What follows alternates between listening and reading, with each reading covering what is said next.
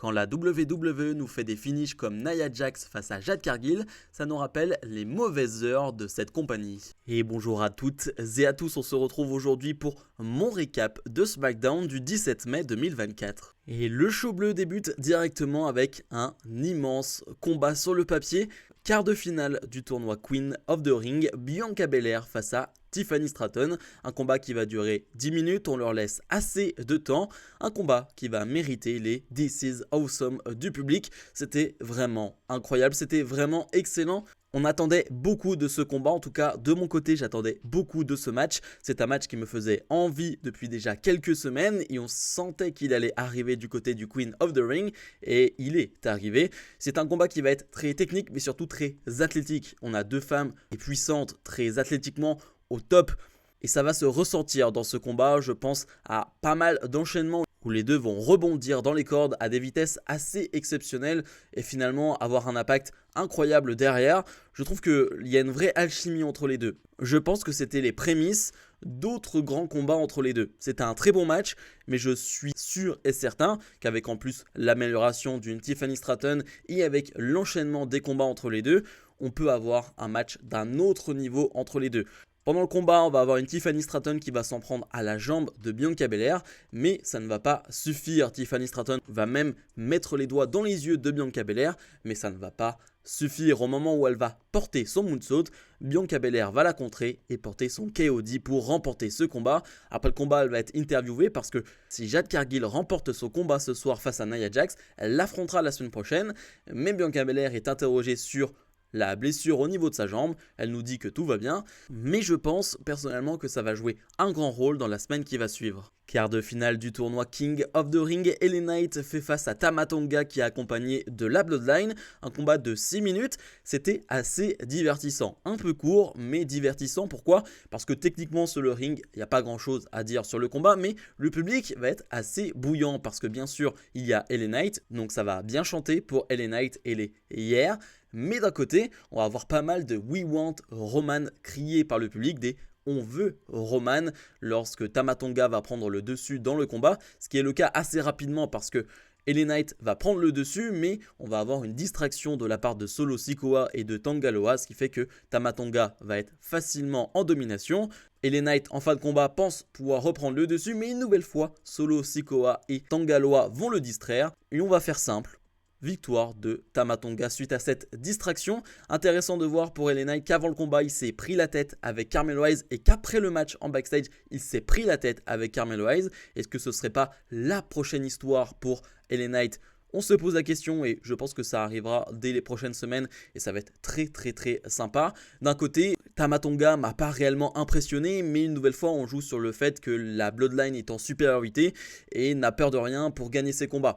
Donc, je peux pas vraiment le juger sur le ring. Nick Aldis est sur le ring pour la signature de contrat entre Logan Paul et Cody Rhodes.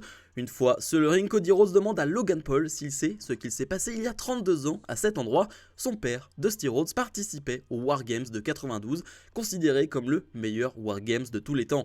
Comme beaucoup de personnes dans la foule, Cody Rhodes est un fan de catch. Logan Paul n'est pas un fan, il ne fait que passer. Il peut descendre du train et lâcher le titre des États-Unis pour le laisser devenir un champion Grand Slam. Logan Paul affirme être venu ici pour signer le contrat, il regarde le contrat et le déchire. Logan Paul dit être d'accord avec le fait de catcher contre Cody Rhodes, mais il ne veut pas mettre en jeu son titre. Alors, il a un avocat qui l'a préparé un autre contrat et il est déjà signé. Nick Aldis prend Logan Paul de haut en disant que c'est un manque de professionnalisme. Cody Rhodes remercie Nick Aldis pour son travail, mais il veut finir avec Logan Paul. Ce dernier lui dit que Cody Rhodes n'a rien fait de spécial pour avoir une chance à son titre. Lui a prouvé qu'il mérite tous les titres de cette industrie. Logan Paul l'invite à signer le contrat.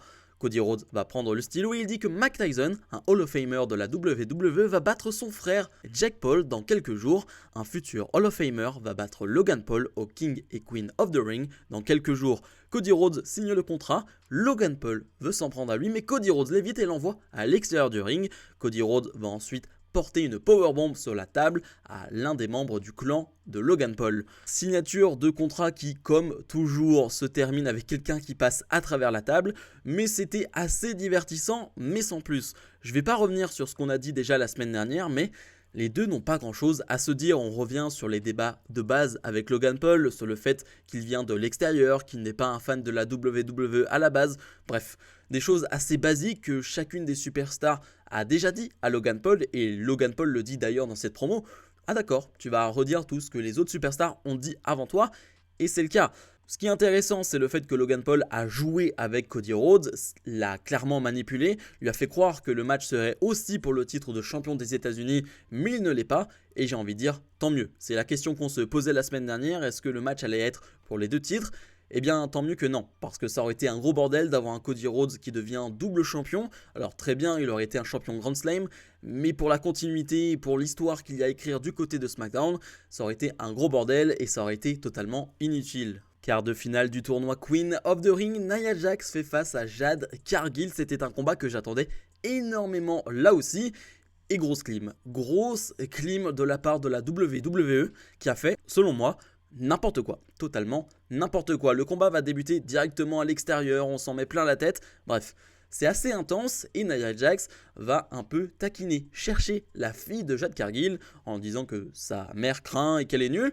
Ok, et donc Jade Cargill va totalement péter les plombs. Dans un premier temps, Nia Jax va sortir une chaise, va vouloir s'en prendre à Jade Cargill avec cette chaise, mais Cargill va retourner la situation et va frapper Jax avec cette chaise et donc se faire disqualifier. Victoire de Nia Jax qui avance au prochain tour.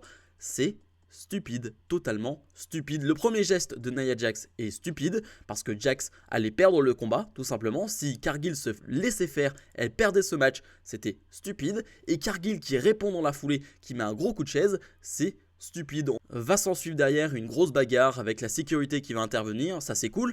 Mais ça ne me fait pas oublier que ce qui s'est passé auparavant, c'est bête. Et d'ailleurs, le public américain va bien le noter en criant bullshit, qui veut clairement dire c'était de la merde. Et ça l'était. Il faut le dire les termes, c'était clairement de la merde. Ça n'a aucun sens de faire ça maintenant, ça n'a aucun intérêt. On va me dire, ouais, c'est pour protéger cette affiche Jade Cargill-Nia Jax. Bon, si on commence à protéger des Jade Cargill-Nia Jax, on s'en sort plus. Donc je trouve ça totalement stupide, ça m'a totalement sorti du show. Moi qui attendais vraiment beaucoup ce combat, vraiment au bout de 2 minutes tu as ça, c'est totalement dégoûtant. Vraiment c'est dégoûtant. Ça fait totalement chier. DIY font face à Legado del Fantasma. On a les champions par équipe du côté de SmackDown. Donc Grayson Waller et Austin Theory qui commentent ce combat. Un combat qui va durer 6-7 minutes et c'était très sympa. Ce soir, on n'a vraiment rien à dire au niveau du public qui répond bien présent, qui va être assez hypé par ce combat, alors que sur le papier, honnêtement, on vient de passer après un moment très compliqué et DIY face à Legado del Fantasma, c'est pas forcément quelque chose qui va hyper, mais le public répond présent. On a un bon match techniquement de la part de Legado del Fantasma qui montre une nouvelle fois que c'est une bonne équipe. Moi, Angel et Berto, c'est vraiment deux catcheurs que j'aime bien, qui montrent de belles choses et on l'avait vu du côté de NXT lors de leur court run. Ils ont appris des choses par équipe et ils le montrent et ça me plaît. DIY va finalement prendre le dessus suite à une intervention de Legado del Fantasma. Tout le monde va être renvoyé en backstage et DIY va remporter ce combat et se place donc un peu plus haut dans les possibles challengers de Austin Theory et Grayson Waller. Et dans le main event, quart de finale du tournoi King of the Ring, Randy Orton fait face à Carmelo Hayes dans un combat de un peu moins de 10 minutes. Intéressant de voir qu'une nouvelle fois, le thème de Randy Orton va être un peu chanté, ça reste très timide. Évidemment, si on compare tout à ce qu'il s'est passé du côté de Lyon en France, tout est très timide, mais ça reste quand même un peu chanté par rapport à d'habitude où il n'y avait absolument rien, il n'y avait aucun chant pour Randy Orton. Et bien là, cette fois-ci, on va chanter un peu son thème d'entrée, donc c'est cool. Et il y a Orton qui est très over. Je ne sais pas s'il a été déjà aussi over, même si il y a eu des phases ultra over, mais là c'est assez impressionnant. Tout ce qu'il fait, le public va popper, tout ce qu'il fait, le public va aimer. Et on le sait, Orton n'est pas quelqu'un de très flamboyant ou qui va faire énormément de choses impressionnantes sur un ring, dans un premier temps en tout cas, c'est l'impression qu'on a, mais tout ce qu'il fait est précis, tout ce qu'il fait est calculé, tout ce qu'il fait est parfait techniquement. Et il va montrer une nouvelle fois face à Carmelo Hayes, il va vendre une blessure au niveau de son genou et Melo va bien l'attaquer. D'ailleurs, vraiment très cool de voir Melo en main event de SmackDown alors qu'on a eu Ilya Dragunov en main event de Raw ce lundi. Ça se passe plutôt bien en tout cas sur le papier pour les superstars de NXT.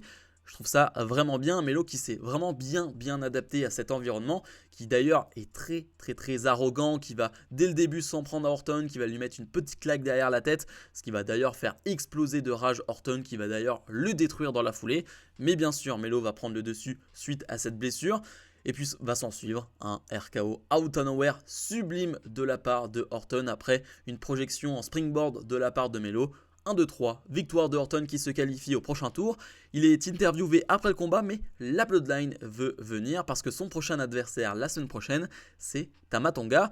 Et Orton va prendre le micro et directement dire « Non, tu vas pas m'intimider. Tu crois vraiment que la Bloodline va m'intimider après la carrière que j'ai eue ? 14 fois champion du monde. D'ailleurs, il se loupe un peu au début, il dit 4 fois champion du monde. Non, Orton, t'es bien 14 fois champion du monde.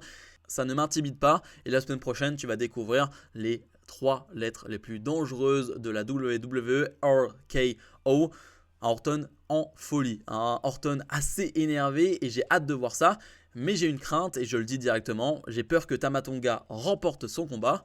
Que de l'autre côté du tournoi, Jey Uso gagne face à Gunther pour qu'on ait une finale. Jey Uso face à Tama Tonga.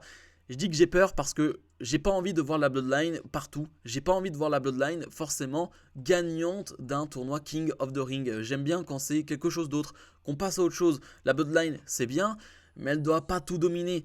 Et j'avoue que là, un petit vent de nouveauté avec un Gunther Orton par exemple en finale, bah moi ça me ferait plus rêver et ça me donnerait plus envie. Bilan de ce SmackDown, je mets un 7,5 sur 10. J'ai globalement trouvé tout assez bon, voire très bon. La promo de Cody Logan Paul c'était divertissant mais on n'a rien appris. Randy Orton face à Melo c'était vraiment cool. Bianca Belair face à Tiffany c'était un excellent combat.